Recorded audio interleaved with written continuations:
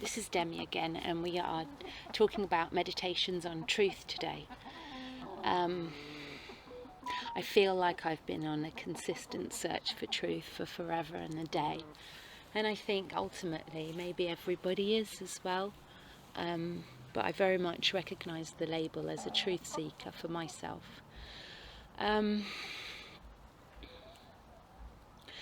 So we hear a lot today about my truth, people talking about speaking from a place of their own truth, which is tied into their identity, I guess.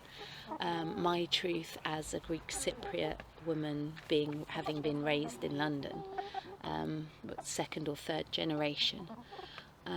My truth as a mother, my truth as a woman, my truth. And then everybody else with their own respective identities. However, I find this to be quite vacuous and surface level and not entirely true at all. But having said that, like there always is in this field, there's always contradictions. So I'll loop back in afterwards. Let's start on the journey. So in order to discover what is true, the idea was to discount anything that was false or could be false, because if it can be false, it means that it's not ultimately true. So where did I start? We start with their beliefs and their origins. So we look at all the ideologies that are presented to us. Some, for example, just off the top of my head, it was a lot of people came into truth when they saw the ideology that was the COVID propaganda, and they saw this being advertised as truth, and then were able to see through that ideology and see it as a lie, and they became truth seekers from there, where the falsehood of that ideology became clear to them. And I have a list of them. I've got climate change, COVID, I've got the medical system, democracy, or the fact that your government ultimately has your best interests at heart. I've got religions as ideologies. So I've got here as a note that if religion was inherently true, then why are we not born with the knowledge of that religion? Rather, we have to be indoctrinated into the religion, and the religion always calls upon some kind of adaptation of blind faith. They want you to blind faithfully believe. There is always an idea of, yes, acknowledging that there is a higher power, or acknowledging that there is something above you, but then from that point onwards, then you have to blindly believe in the doctrine that is presented to you. So what it was with Islam, or even before that, fundamentally Christianity, the belief of God or a divinity was therefore expected that you should have blind faith in the Christian doctrine of Jesus dying for our sins and the rest of it. Then as a Muslim, again, the same idea of Tawheed, what they believe in is the oneness of God. That for me felt incredibly true and real. And because I believed in that truth of a singularity, of a divine source, because I could feel that truth, then I blindly through blind faith and desperation, took on the rest of the doctrine and the ideology. Let's talk about in my AS philosophy qualification. So one of the first arguments that they teach you is, or they did in my course, it was a pretty cool course, only because of Mr. Ferguson, like I've said before. Shout out to Mr. Ferguson. So we looked at different proofs of the existence of God, and after that we looked at truth, and it came in the form of René Descartes' Meditations, which I haven't looked again. I rebought last year, but I haven't actually delved through the book, and I intend to reread it. But what I took from it at the time was the central argument that if all of your senses can't be trusted, because your senses, one by one, can tell lies. The first time I smoked weed, I had an auditory hallucination. I could hear my mum calling me. I actually heard her. I have a type of synesthesia where I see colours, and I see colours very brightly, very clear, but they're not, nobody else can see them. So I've had hallucinations. Anybody that's taken any psychedelics, anybody that's had like a severe fever, you can suffer hallucinations, and that tells you that your vision can't be trusted. Your vision is not real. There are delusions on all your senses. On your touch can be fooled. For example, those people that phantom limb syndrome, where they feel that a limb is there. This is an extreme example, but it's not. I've spoken about smell. We smell things in dreams, but we're not actually smelling something that's real in this physical reality. And in the same way, your sense of taste, your touch, your sense of taste can also be fooled. Those air up bottles are a very good example of that. For example, people think that they're drinking strawberry flavoured water, and really it's not a taste, it's a smell. But their taste buds were fooled into believing that they were tasting it. So our bodies can lie to us, and the stimulus that we receive from the world can be distorted. It's not real. It doesn't, just because I am seeing something doesn't mean that it's truly happened. And this is also true when we look at objective truth. For example, that adage of 20 people witness an accident, and you take 20 statements, and oftentimes most of those statements will not be the same. They will not have witnessed the same event happening. Or different people's perspectives on an argument. So the acknowledgement was that as the way that you receive information to the world can and is often distorted, then you can't trust any of the external to be real. So then Descartes' analysis was that how did he know that he was real? How did he know that he wasn't simply an illusion? And the famous quote and statement is, "I think, therefore I am." So Descartes then identified his truth to the thinker. Those of us who have gone deep into meditations, we recognize that we're not just the thinker, we're also the observer of the thoughts, and you can take this to degrees and take it externally. Occasionally I have been known to observe myself observing thoughts. And so this shows me that even though Descartes was onto something by excluding the external world as real, there is that the fundamental truth of "I think, therefore I am." I believe there is more depth to that. It's a good starting point. At this point, maybe it was a year before or around the same time or just after, I am not entirely sure, my sister and I had an experience smoking weed in the park. It was actually in the woods, Cherry Tree Woods to be specific. We were in Cherry Tree Woods, and we'd gone to the woods to have a joint. Now, where we would usually smoke a spliff was in this little space between the train tracks and the trees. So you've got the rail, the barbed wire sort of fence that keeps you away from the train tracks, and on the other side is the woods. But there was kind of this little space after you got through the trees where we could sit. We could see the train tracks, and the woods are behind us.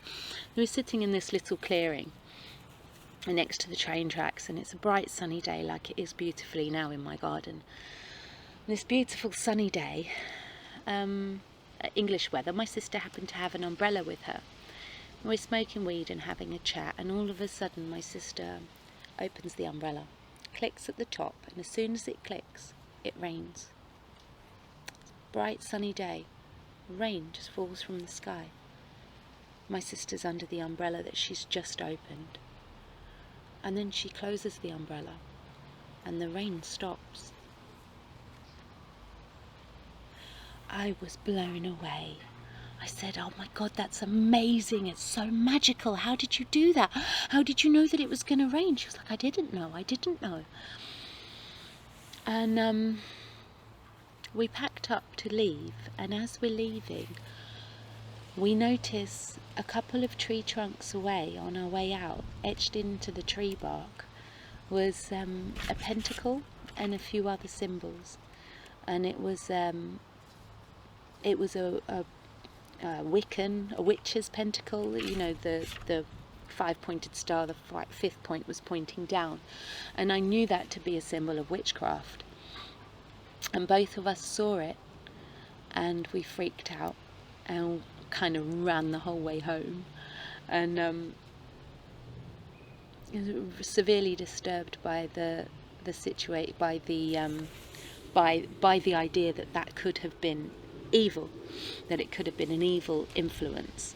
The way I view it now is that it wasn't an evil influence. It was tapping into the divine feminine, the divine spirituality, the divine intuition, which is a lot of what a modern Wicca or witchcraft is. However, we were Christian, and so we viewed that through the lens of evil, or that's how we were indoctrinated at the time. For me, that there was a confirmation that there is a lot more to this material reality, that the material is not entirely real, or that there is extra levels that we can't see, and that the scientific truths don't always hold or apply. Throughout my childhood, there was a lot of talk of the feminine intuition that runs in the family, and I longed and hoped for a touch of that wisdom or a touch of that magic. My mother told a story about one of her aunties dying, and at the time of her auntie's death, my mother had a dream where she was pulling the aunt. They were in a bath, and the aunt was in front of her, lying in front of her in the bath, and she kept slipping under the water, and my mum kept trying to pull her out, but she lost the battle. And you know, it's one of those cliches, but the very next day she found out, looked at the clock, and the very next day she found out that was the exact time that her aunt had passed. And my big sister Stephanie had experienced a deja vu that was incredibly crystal clear, and it involved something about a fruit cellar. And so that we had passed a greengrocer's, and the same interaction, almost to the word, but it had slightly different ending. The same interaction had happened in a dream, and she had that same interaction and then lived it in real life. So I was aware from a young age that the material realm is not all that. Hey, stop pecking. One of my chickens, she's a bit feisty, this one. She thinks that my beauty spots are treats. I can't work out if she's just trying to pester me or if she's just a little bit dumb and hasn't quite worked it out yet. But they're pretty new. I've only had them for a couple of weeks, so we're still getting to know each other. Anyways, chickens aside, come here, I'm talking about you. Come and say hello. So say hello, and then you can, off you go. So, right, so I understood that material reality couldn't be trusted. This is later, when getting into psychedelics, that was something that entirely, completely resonated through the psychedelic experience, and through meditation. I came to a point that I understood that the material realm that we live in is not is not an actual reality. A bit like the idea of the Matrix, and that, you know, came into my late teens, early 20s. So a bit after this idea of Descartes' brain in the box theory came through, I understood that fully. There was then the reinforcement of that with the movie that came out of the Matrix, which sort of holds the same idea that this material reality is not real, and that we are just brains in a box. However, I think when you talk about brain, that is also a material reality, and what I'm coming to understand is that consciousness does not live in the physical material brain. Meditations and psychedelics have also shown me that my body is also part of the material, and therefore my body is just as false as this material realm. Having said that, because my consciousness is expressed through my body, and my consciousness gives my body life, my body is incredibly significant and important to my experiencing in this realm, and to my understanding. Because my body is the sacred place that I experience, that my conscious is experiencing itself through. And therefore it's important to be integrated into it, and important to be embodied, to be able to feel the sensations in your body, in your heart, in your head, in your mind, to be able to feel. I got some really severe anger last week dealing with some issues over male patriarchy, and I can hear all men groaning and all women nodding with understanding. It was that idea of men trying to control and restrict and dictate and take charge, where I believe their role is just to allow us the freedom to flow, and that we'll guide, and that we have our own internal guides. I was getting frustrated because I came across a man that wanted to dictate and contain and restrict, and couldn't, even though he claimed to be a spiritual teacher. He couldn't. He seemed very stuck and wanted people to follow him into that stuckness. So, anyways, when I experienced this anger, I had some really crippling headache that I felt in the base of my skull, and it was attached to my right. Well, you again. And it was attached to my right shoulder. And I was able to have a conversation with my shoulder and my head, and speak about the anger and resolve it, and understand that we're no longer entertaining this man. So as we're no longer entertaining him, he will no longer be able to have power over me. Getting slightly cold, so I'm going to shuffle forwards, as I think I've leant into a shadowy part. Hi again. Yeah, that's better. Right. So, no apologies for the tangents. I distract myself when I'm talking. I don't even need somebody else to distract me. We're talking about meditations on truth. Okay. So I've spoken through the falsity of the material realm, even to the point of the physical body being not an essential permanent truth, as it isn't me fully or permanently, and it is a container for me rather than it's being part of me. This is what I understand, and this is what resonates with me. Okay.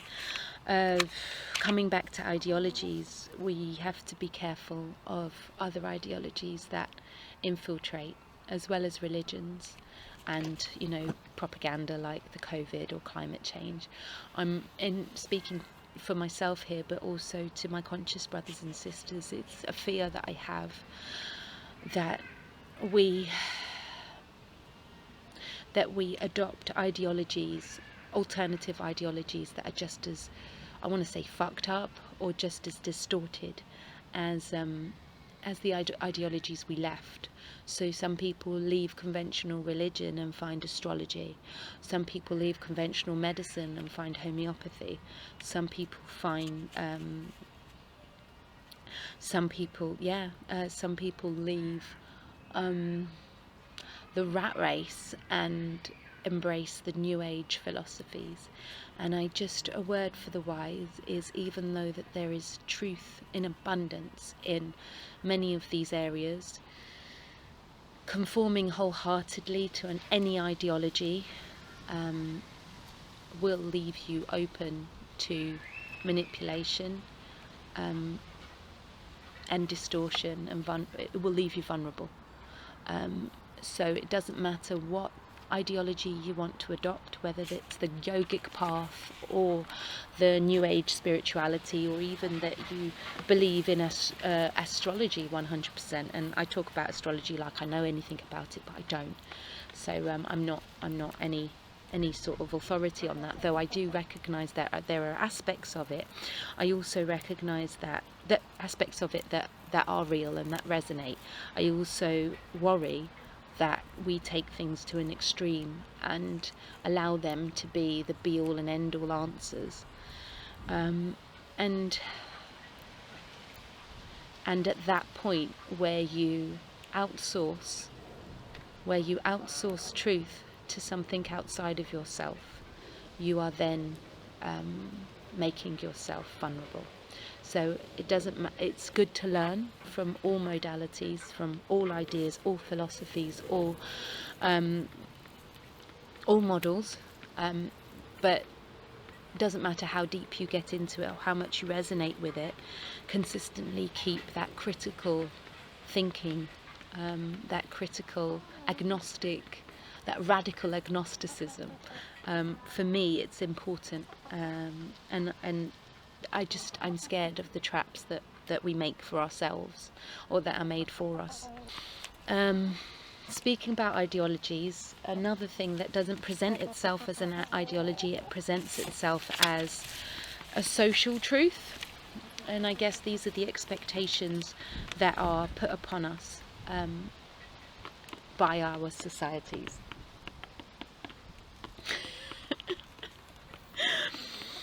So, for example, that social life plan that you go to school, get an education, go to a career, have a family, 2.5 kids and the rest of it. The societal norms about how you're supposed to dress, how you're supposed to act, that oftentimes keeps people in check, but also stops them from being their authentic selves. But understanding that these rules on this life plan that we're supposed to conform to, it doesn't necessarily have to be true, and it's not the formula that has to work for you, or that will work for everybody, or that even works for anybody. I don't actually know if it does, but it seems to be some kind of truth that we're indoctrinated into at some point. Okay, let's talk about science. So, scientific truth. If we can't believe the physical realm, first of all, then all science becomes meaningless. But even if we do, for example, take as a premise that the materialistic realm has some truths within it, the fact that there is such an issue of a replication crisis at the moment in psychological research, specifically, but just generally in the whole of the scientific field, there is a huge replication crisis and a huge crisis of trust, because the authenticity seems, from what I view as an outsider, it seems like a lot of science is now there set up to enforce social truths, or scientific with a capital S, scientific truths, to enforce them rather than to challenge, question and assert their reality. Right. And then physics is now moving into this realm of the quantum. and I've dipped my toes into an understanding of it, but it goes way above my head. I feel like I need a dummies crash course in it, because it's incredible.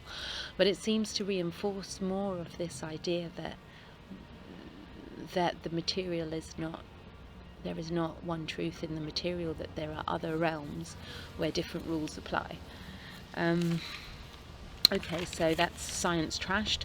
Let's take something else that we might believe in.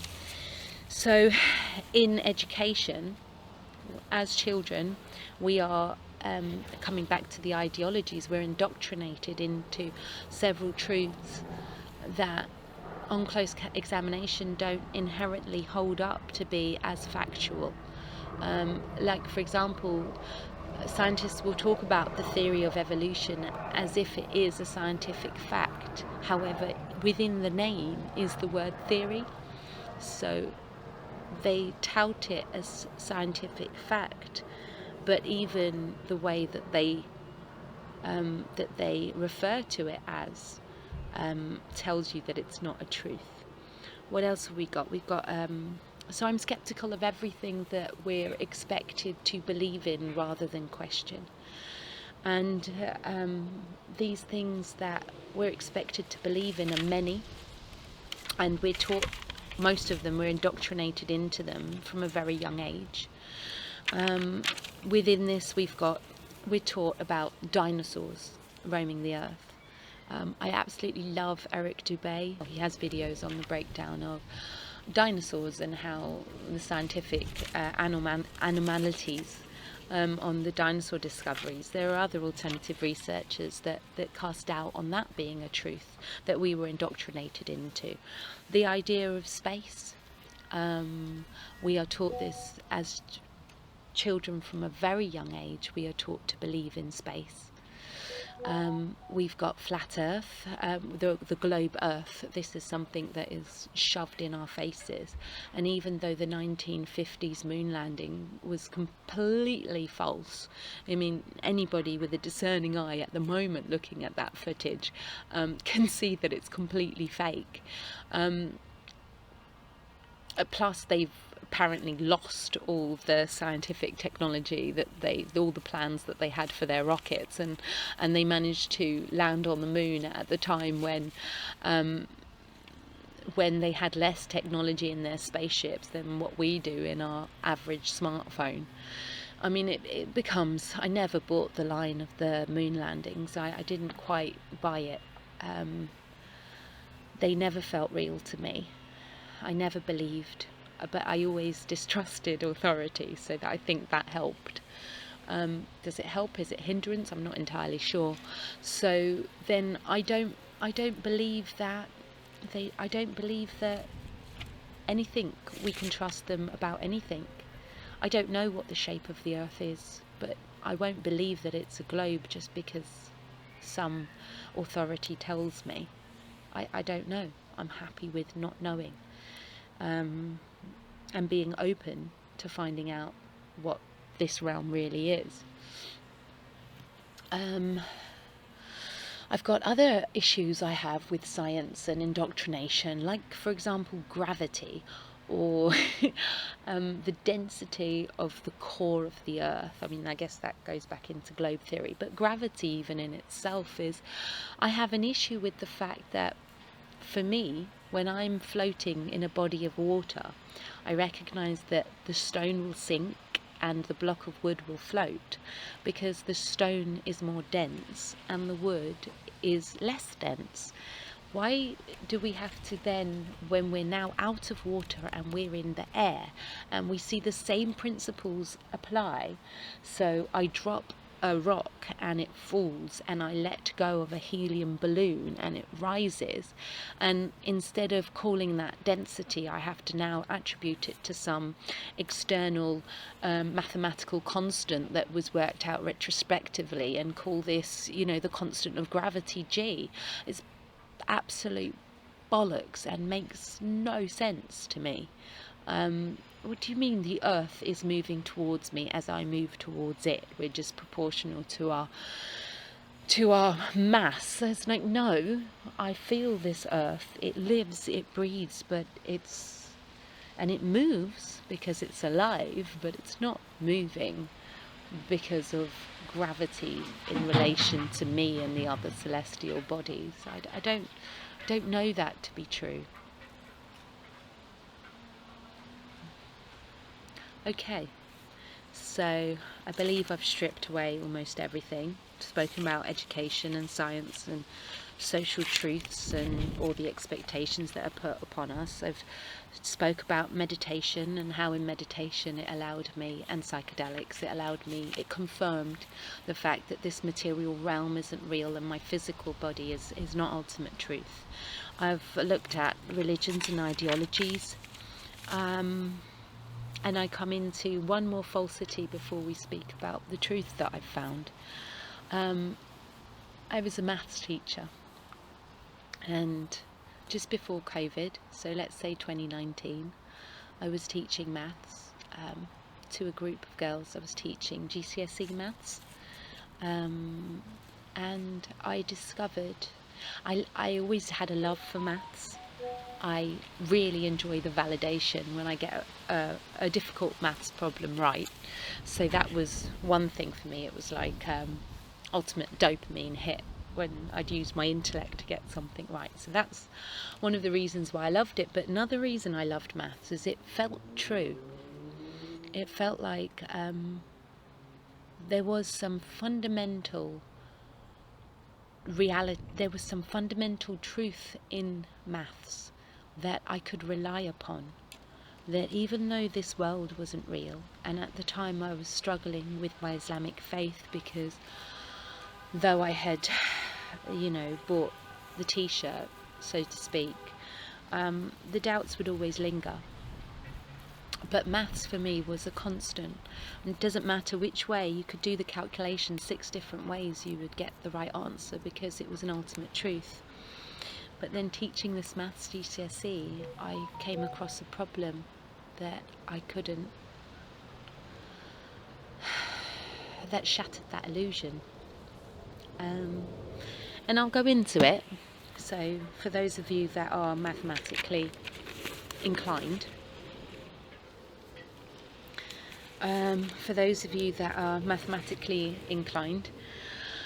I'll talk it through, and if you're not, you can skip past this bit, or just listen to me ramble while you're doing something else. So, we were looking at the algebraic formula of how you turn a recurring decimal into a fraction.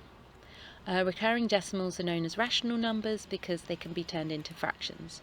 A number like pi, which has a different number and no consistent pattern, is irrational, for example, or other constants, possibly the constant of gravity is another one, a number that goes on forever. For example, the square root of 2. If you tried to work out the square root of 2, put it into your calculator, that is another number that goes on forever. It's irrational. However, numbers that have recurring decimals, even though those recurring decimals go on for infinity, these numbers can be converted into fractions and are therefore rational. So I was going through this proof and this explanation of and the algebraic formula of how you convert a recurring decimal into a fraction to prove that it's a rational number. And the formula goes like this. Say, let's give an example. It's best taught with an example.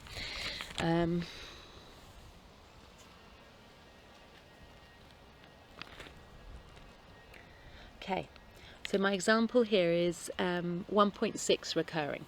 If I take 1.6 recurring to be x, times it by 10, I've got 10x. So that is now 16.6 recurring. Times x by 100, 100x, I've got 166.6 recurring, right? Then, what's 90x? It's that 100x minus the 10x. So it's that 166.6 recurring minus the 16.6 recurring. What happens when you subtract these is you actually get rid of the recurring 6's. So you end up 166.6 recurring, take away 16.6 recurring, you end up with 15. And so you've now proved that if 90x is 15, then x is 15 over 90, and you simplify that and get your easy fraction. And this was, you know, pretty straightforward algebraic expression. It's something else that can be done with calculus, and using the sum function on calculus, you can prove it the same way. Then I ended up with a problem when I looked at 0.9 recurring. So 0.9, you keep adding nines, and it gets closer and closer and closer. 0.9 gets closer and closer and closer to 1.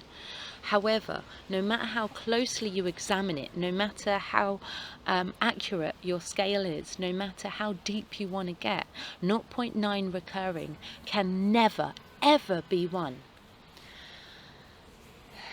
My main problem came when I then took 0.9 recurring and fed it into this formula. The formula, whether I'm using algebra or I'm using calculus, the formula always turns 0.9 recurring, so that should be 0.999999999, and those nines go forever. It turns it into 1, and 0.9 recurring is not 1. And that threw me. I could no longer rely on maths as an ultimate truth. I buried it in the back of my head. I thought that okay, maybe there's just an explanation that I don't know of. Maybe this is true. But I've looked, and it doesn't matter which way I turn it, 0.9 recurring can never equal 1, and so that there falsified maths for me. Hit me up if you think I'm wrong and you've got a better explanation, but like I said, there's also a calculus way of calculating it, and it doesn't ring true to me. The answer to that problem came the other day when I was listening to, I told you I was trying to dip my toes into the quantum science field. I was listening to a physicist who's now experienced consciousness, and so now has delved into the quantum realm. The Essentia Foundation, Essentia Foundation is fantastic. They've got incredible videos from amazing scientists on their channel. I haven't read any literature, but just listening to these talks, one professor came out with this slogan. This quote, he said it a few times in this talk. He said that consciousness created mathematics, so how can you explain consciousness using mathematics? And I like that. It makes sense to me that mathematics is also a construction, and I believe mathematics is the construction that the material realm is built upon. So I think where I was relying upon maths to be an ultimate truth, I was close but not quite there yet, because I think the material realm, in deep down core in its bones, it's a mathematical, and then we build on top of it. For example, the fractal nature of a forest, or even our capillaries, or our neurology. The Fibonacci sequence and its consistent reoccurrence in mathematics. So I think the truth of the realm may be in mathematics, but the truth ultimately doesn't lie in this realm. Because as conscious beings, we are more than that. So where does that leave me? So I've stripped away everything that I know to be false. I know I can't rely upon it. And what am I left with? If I know that nothing external can be relied upon, I can only look inwards and hope to touch or to rest upon an internal, innate truth. And this is where the full cycle comes in. tells me that we're close to the end of the video. Thank you for your patience. So we come back in a full cycle to this idea of my truth, my subjective truth, but we're at a deeper level now. So not my subjective truth with regards to my identity and my experience in this realm. I'm talking about internal truth, the truth of the being, the truth of your essence, the truth that is us, the truth that is consciousness, that is living and that is alive, the thing that gives our material realm life, that truth. And I recognize this truth. I see it deep within myself. But also, having connected to that, I recognize it, or understanding that truth, I also recognize that truth in others. So when I connect to people through meditation, like collective meditation, or I connect with people in a therapy session, or I connect with people just talking with my friends, or we're dancing together, or talking to my chickens, talking to my plants, watching them grow in response to me.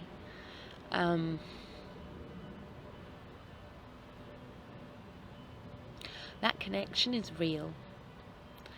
So, and it's not something that's constructed or that's a distortion or fake. There's joy and life that expands and engulfs and radiates in these connections. So ultimately I've discovered my own truth, but the truth in others. And where I say my own truth, I don't actually know what it is yet. I spoke about recognizing the truth in Christianity and in Islam, about how I believed then that there was a divine force, and we had been taught that it was external. I no longer believe that.